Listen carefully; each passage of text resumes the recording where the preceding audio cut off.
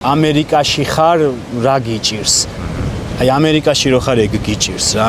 აი იქ რო ვერ ხარ, სადაც შენი მოგონებებია, სადაც შენი სიყვარულია დარჩენილი და დატოვებული, სადაც შენი ნათესავების, დედის, მამის საფლავია და რო ვერ მიხვალ, მეგობართან ვერ მიხვალ, აი ეგ გიჭირს რა.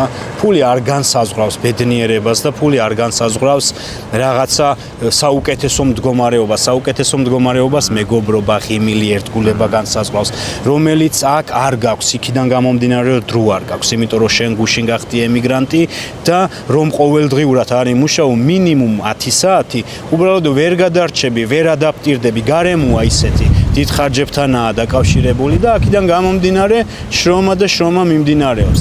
აი რაღაცისთვის ეხა რასაც შენაკეთებ, ამისთვის რო დრო დაიტოვო, ამას დიდი ძალა და ენერგია ჭირდება, იცი? და მადლობა შენ ამისათვის, რომ რაღაც ადამიანებს გვაძლევ იმის შანსს, რომ რაღაცა გამოუხატოთ, ხო? მოდი მაშინ ხარჯებსაც შევეხოთ. აი დაახლოებით რა ჯდება შენი ერთთვიანი ცხოვრება ნიუ-იორკში? არ მიყვარს ხომ ესე და კონკრეტებად შეიძლება არ გაქვს დათვლილი, მაგრამ ყველაფერი გამოთვლილი მაქვს, ლექსა.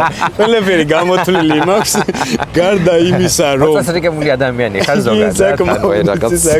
საკმაოდ. ხო, ჩემი დღე არ იწყება, ადექი გაიქეცი არა. ადექი ნელ-ნელა აუცილებლად მუსიკა. არ გეზარება ამ სტრესულ და გადარბენით ცხოვრებაში, რომ აი ადექი მოემზა, ადექი და წადი და მე შენ გიპასუხე, როდესაც მკითხე როგორ ხარო, მე შენ გიპასუხე სტაბილურად.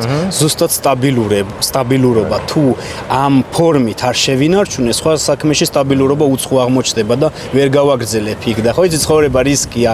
ცხოვრება გაძლევს ისეთ რთულ მომენტებს, სადაც სტაბილურობას რო დაკარგავ, მე რეკარგავ იმ ყველაფერს. ცხოვრობ ერთ-ერთ ნორმალურ, ჩვეულებრივ, ასე ვთქვათ, პრესტიჟულიც კი შეიძლება ითქვას უბანში, სადაც ცხოვრება, ავტომობილი, მისი დაზღვევა და ყოველთვიური შენახვა და საკვებიც, აი საკვები იმისაც რომ ჩვეულებრივად რიტმში იკვებო $4,000. ოღონდ ეს როგორი $4,000-ია, იცი? რაღაც ზედმეტი რაღაცეები რომ მოგინდეს პირობითად იმის გარეშე აუცილებელი ხო არის $4,000.